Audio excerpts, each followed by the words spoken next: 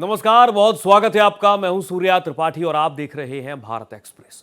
America, Israel और Iran जंग का आज 15वां दिन है, लेकिन हालात सुधरते नजर नहीं आ रहे हैं। चौतरफा हमले लगातार जारी हैं। उधर ईरान के सेना प्रमुख ने चेतावनी दी है कि ईरानी वॉरशिप IRIS डेना में मारे गए सैनिकों की मौत का बदला हर हाल में लिया जाएगा। हम आपको बताएंगे कि किस तरह से एक तरफ जहां अमेरिका इजरायल के घातक फाइट प्लान निशाना साध रहे हैं, तो ईरान भी अपनी मिसाइलों से मुंहतोड़ जवाब दे रहा है। इस रिपोर्ट को आप देखिए और समझिए। मिडिल ईस्ट में चरम पर जंग, 15 दिन बाद भी नहीं सुधरे हालात। ईरानी सेना प्रमुख की दहाड़, वॉरशिप पर हमले का लेंगे बदला। 104 नौसैनिकों के हत्यारों का होगा हिसाब। मिडिल ईस्ट में जारी जंग की तपीश पूरी दुनिया में महसूस की जा रही है। हमला भले अमेरिका ने शुरू किया, लेकिन ईरान ने पूरी दुनिया को दिखा दिया कि वो किसी भी कीमत पर पीछे हटने वाला नहीं है।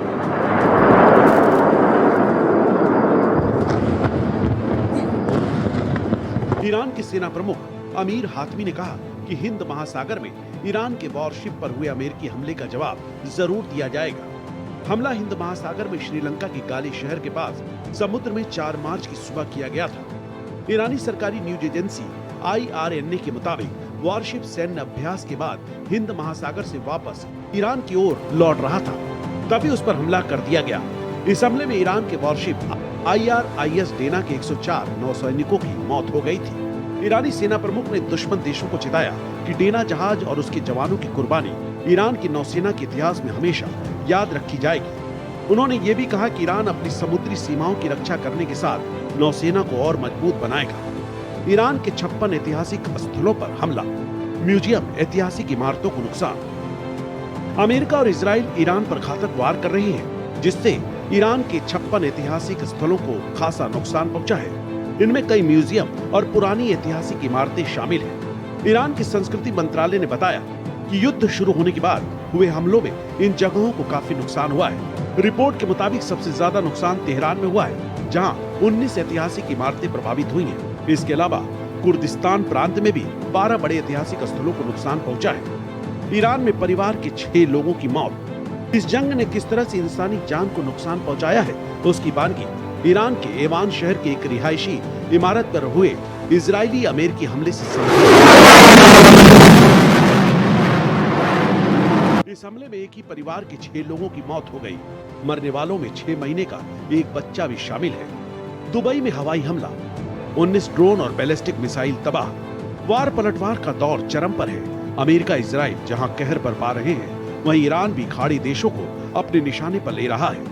उसके मिसाइल जानलेवा साबित हो रहे हैं। दुबई में हवाई हमला किया गया, जिसे हवा में ही मार गिराया गया। तो वहीं ईरान ने सऊदी अरब में आधी रात के बाद कई हवाई हमलों की कोशिश की, लेकिन वहां भी 19 ड्रोन और एक बैलिस्टिक मिसाइल को हवा में ही मार गिराया गया। सऊदी अरब के रक्षा मंत्रालय ने कहा कि उसने देश में घुसने की कोशिश को नाकाम कर दिया।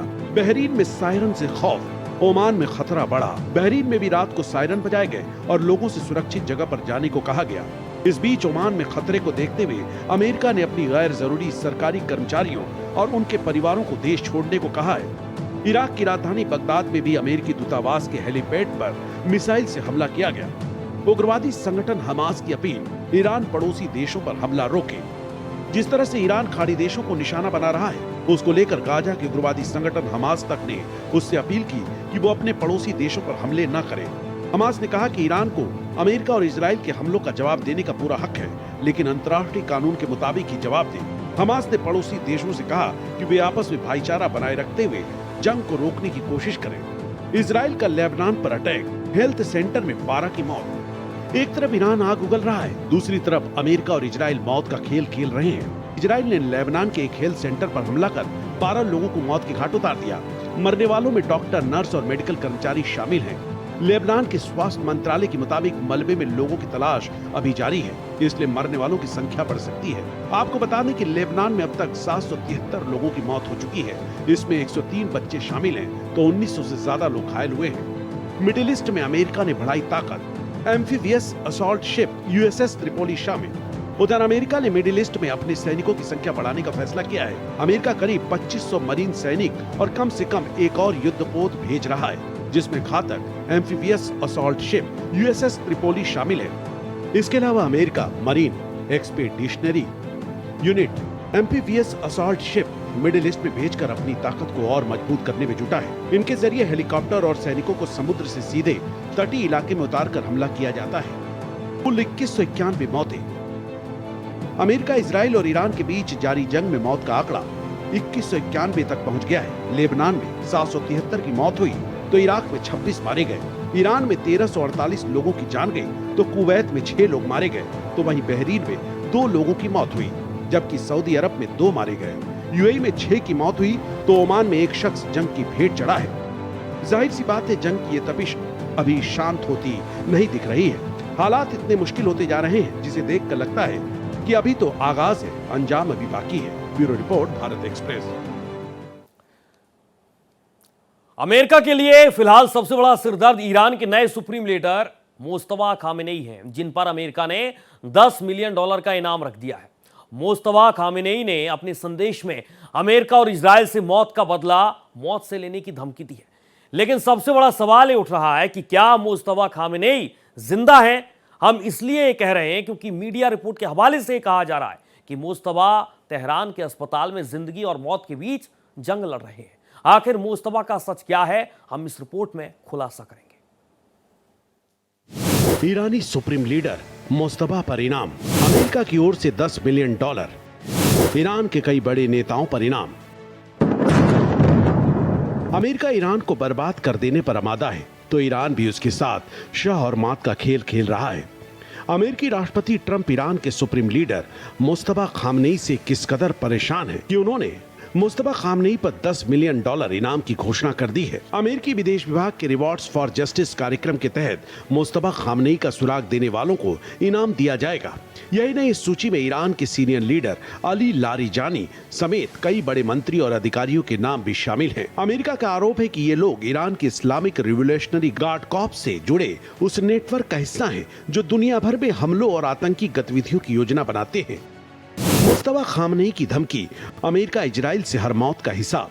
आपको बता दें कि ईरान के नए लीडर मुस्तफा खामनेई की ओर से अमेरिका और इजराइल को धमकी भरा संदेश सुनाया गया था, जिसमें मुस्तफा खामनेई ने अमेरिका और इजराइल को तगड़ी धमकी दी। मुस्तफा ने कहा कि वो हर मौत का बदला लेंगे। मुस्तफा ने अपने पहले बयान में संदेश दिया कि मिडिल ईस्ट में मौजूद सभी अमेरिकी सैन्य अड्डों को तुरंत बंद कर देना चाहिए, नहीं तो उन पर हमला किया जाएगा। सुप्रीम लीडर बनने के बाद पहली बार मुस्तफा का कोई संदेश सरकारी टीवी पर पढ़कर सुनाया गया। मुस्तफा की धमकी से साफ हो गया कि ईरान अभी झुकने के मूड में नहीं है। तो वहीं सवाल उठ रहा है कि एक तरफ अमेरिका मुस्तफा पर इनाम घोषित कर रहा है तो दूसरी ओर वो किस हालत में है, उस पर भी सवाल खड़े हो रहे हैं। ब्रिटिश अखबार द सन का दावा, मुस्तफा खामनेई की हालत नाजुक। जी हां, मिडिल ईस्ट में जारी युद्ध और बढ़ते तनाव के बीच बेहद ही सनसनीखेज दावा सामने आया है। असल में ब्रिटिश टैबलॉयड अखबार द सन ने अपनी रिपोर्ट में कहा कि ईरान के नए सुप्रीम लीडर मुस्तफा खामनेई गंभीर रूप से घायल हैं और कोमा में हैं। द सन की रिपोर्ट के मुताबिक वो 28 फरवरी को अमेरिका इजराइल की एयर स्ट्राइक में ही घायल हुए थे और उनकी हालत बेहद नाजुक चल रही है। दावा किया जा रहा है कि विस्फोट में उन्हें इतनी गंभीर चोट लगी कि उनका एक पैर तक काटना पड़ा। हमले में उनके पेट और लीवर तक में खासा नुकसान पहुंचा है। हालांकि इस दावे की किसी भी स्वतंत्र अंतर्राष्ट्रीय एजेंसी या फिर अमेरिकी या इजरायली आधिकारिक बयान से पुष्टि नहीं हुई है। मुस्तफा कैसे बने सुप्रीम लीडर, पिता की मौत के बाद संभाली कमान। ब्रिटिश अखबार के हवाले से दावा किया गया कि अयातुल्ला अली खामनेई की मौत के बाद उनके बेटे मुस्तफा खामनेई ने 9 मार्च 2026 को सुप्रीम लीडर का पद संभाला। जानकारों का मानना है कि मुस्तफा लंबे समय से सत्ता के करीब रहते हुए बेहद ही प्रभावशाली रहे और उन्हें संभावित उत्तराधिकारी माना भी गया। सवाल उठता है कि अगर मीडिया रिपोर्ट को सच मान लिया जाए कि मुस्तफा खामनेई वास्तव में कोमा में है, तो फिर ईरान की सैन्य कार्रवाई किसके निर्देशन में जारी है? जानकार कहते हैं कि इसकी वजह ईरान की सैन्य संरचना है। देश की सबसे ताकतवर सैन्य संस्था इस्लामिक रिवोल्यूशनरी गार्ड कॉर्प्स ने पूरे देश को कई क्षेत्रीय कमांड में बांट रखा है। बताया जाता है कि इन कमांड केंद्रों को इस तरह डिजाइन किया गया है कि शीर्ष नेतृत्व के खत्म होने पर भी युद्ध मशीन चलती रहे। यही वजह है कि मिसाइल और ड्रोन हमले जारी हैं। मुस्तफा की हालत छिपाने की कोशिश, सुरक्षा वजहों से छिपे मुस्तफा। सवाल उठता है कि क्या मुस्तफा की हालत छिपाने की कोशिश हो रही है? रिपोर्ट में दावा किया गया कि ईरानी सरकारी टीवी ने मुस्तफा के नाम से एक बयान प्रसारित किया, लेकिन उसे एक न्यूज एंकर ने पढ़कर सुनाया। ऐसे में यह संभव है कि सुरक्षा वजहों से उन्हें सार्वजनिक रूप से पेश न किया जा रहा हो। मुस्तफा की हत्या की धमकी, ट्रंप ने कहा मुस्तफा की हत्या होगी। मुस्तफा खामनेई किस हाल में है उसको लेकर खुलासा होना बाकी है, लेकिन जिस तरह से मुस्तफा खामनेई ने धमकी दी है उससे अमेरिका और इजराइल के सुप्रीम लीडर भी गुस्से से बेकाबू हो चुके हैं और अब तनाव और भी चरम पर पहुंचना लाजमी है। ईरान के नए सर्वोच्च नेता मुस्तफा खामनेई के बयान से ठीक पहले अमेरिका के राष्ट्रपति डोनाल्ड ट्रंप ने भी उन्हें लेकर एक बार फिर सख्त चेतावनी दी है। ट्रंप ने संकेत दिया कि यदि ईरान ने अपने परमाणु कार्यक्रम को बंद नहीं किया तो मुस्तफा खामनेई को गंभीर परिणाम भुगतने पड़ सकते हैं, यहाँ तक कि उनकी हत्या भी हो सकती है। ट्रंप का कहना है कि यदि तेहरान इस दिशा में कदम नहीं उठाता तो अमेरिका कड़ी कार्रवाई से पीछे नहीं हटेगा। मुस्तफा पर ट्रंप नाराज, बिना परमिशन कैसे बने सुप्रीम लीडर। अमेरिका के राष्ट्रपति डोनाल्ड ट्रंप ने तो पहले से ही मुस्तफा खामनेई को ईरान का नया सुप्रीम लीडर बनाए जाने पर कड़ी नाराजगी जताई। ट्रंप ने कहा कि मुस्तफा खामनेई शांति से नहीं रह पाएंगे।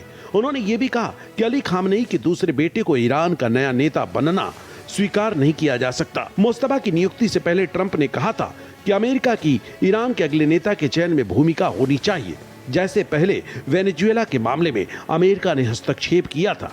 एक इंटरव्यू में ट्रंप ने कहा कि 56 साल के मुस्तफा खामनेई का अपने पिता के बाद ईरान का प्रमुख बनना स्वीकार नहीं है। Bureau report, Bharat express. America और इजराइल का ईरान के खिलाफ जंग की जो आग है वो समंदर तक जा पहुंची है। ईरान ने फारस की खाड़ी और होर्मुज स्ट्रेट में सख्त नाकाबंदी कर दी है। ईरान लगातार धमकियां भी दे रहा है और पिछले 48 घंटे में 6 जहाजों को निशाना बनाया है। और इसी बीच अमेरिका के वित्त मंत्री ने ऐलान कर दिया है कि होर्मुज स्ट्रेट में फंसे जहाजों को अमेरिका सुरक्षा देगा। ईरान के नए सुप्रीम लीडर मुस्तफा खामेनेई ने अपने पहले सार्वजनिक बयान में होर्मुज को बंद रखे रहने की कसम भी खाई है। क्या अमेरिका होर्मुज में ईरान की नाकाबंदी को हटा पाएगा? ये बेहद महत्वपूर्ण और बड़ा सवाल। Straight of Hormuz block, Iran की चेतावनी, जहाजों को निकालने से इनकार, कच्चे तेल पर हाहाकार। अमेरिका और ईरान के बीच जारी जंग की तपिश पूरी दुनिया में महसूस की जा रही है। हमला तो अमेरिका ने शुरू किया, लेकिन ईरान ने पूरी दुनिया की नब्ज ही दबा दी है। ईरान ने स्ट्रेट ऑफ होर्मुज को ब्लॉक कर दिया है। दुनिया के 20% से अधिक तेल और गैस ले जाने वाले इस पतले समुद्री गलियारे से जहाजों को नहीं निकलने दिया जा रहा है। पूरे खाड़ी क्षेत्र के समंदर में तैरते जहाजों पर हमले हो रहे हैं, जिससे दुनिया भर में कच्चे तेल को लेकर हाहाकार मचा हुआ है। अब तक 18 जहाजों पर हमला हो चुका है। समुद्री agency UK maritime trade operations और समुद्री खुफिया कंपनी वैनगार्ड की रिपोर्ट के मुताबिक खाड़ी क्षेत्र में 48 घंटे से भी कम समय में 6 जहाजों पर हमला हुआ है। इसके साथ ही जंग शुरू होने के बाद से अब तक कुल 18 जहाजों पर हमले हो चुके हैं। 2 ऑयल टैंकरों पर हमला, जहाज सेफसी विष्णु पर हमला, जहाज में आग ही आग, 20 से ज्यादा हमले की रिपोर्ट। खाड़ी के उत्तर में इराकी जल क्षेत्र में 2 ऑयल टैंकरों को निशाना बनाया गया।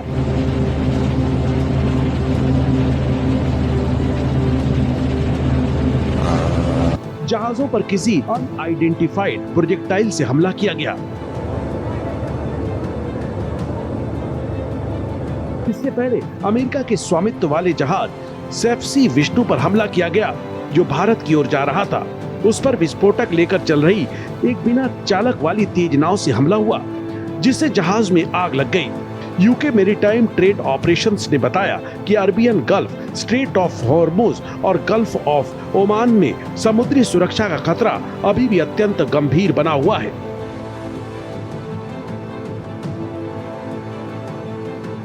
यूके मैरीटाइम ट्रेड ऑपरेशंस के मुताबिक 1 मार्च से अब तक Arabian gulf, straight of Hormuz और गल्फ ऑफ ओमान में कमर्शियल जहाजों और समुद्र में मौजूद ढांचों से जुड़े 20 से अधिक समुद्र में हमले की रिपोर्ट मिल चुकी है।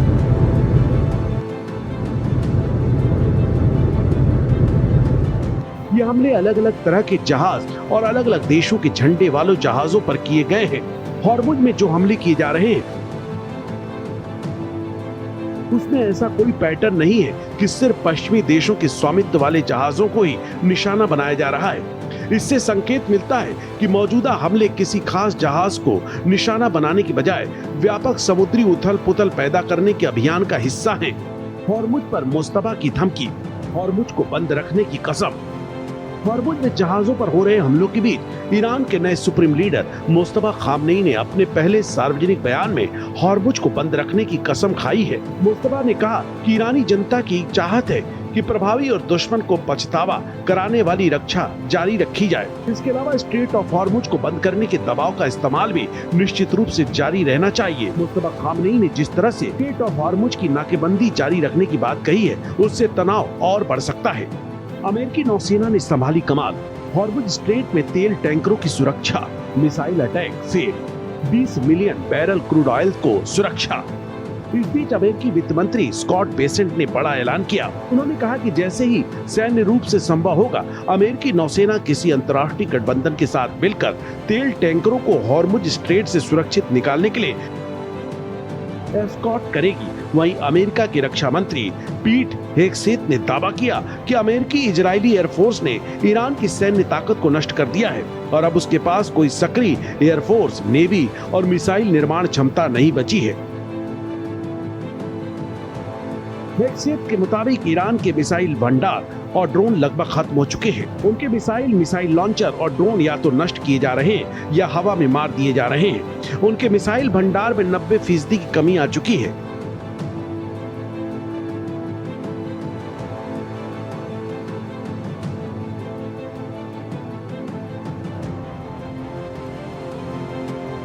वे हॉर्मुज स्ट्रेट में घबराहट और हताशा में हैं, इससे निपट रहे हैं और इसके बारे में चिंता करने की जरूरत नहीं है। लेकिन अमेरिका के इन तमाम दावों के बावजूद ईरान हॉर्मुज स्ट्रेट पर पूरा कंट्रोल बनाए हुए है।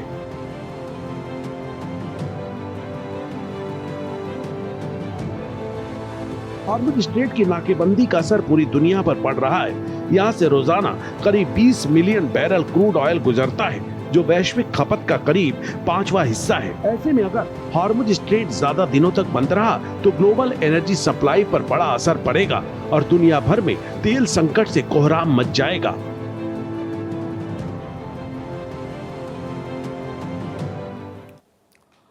फिलहाल हमारी खास पेशकश में इतना ही। देश और दुनिया की तमाम खबरों के साथ आप देखते रहिए भारत एक्सप्रेस।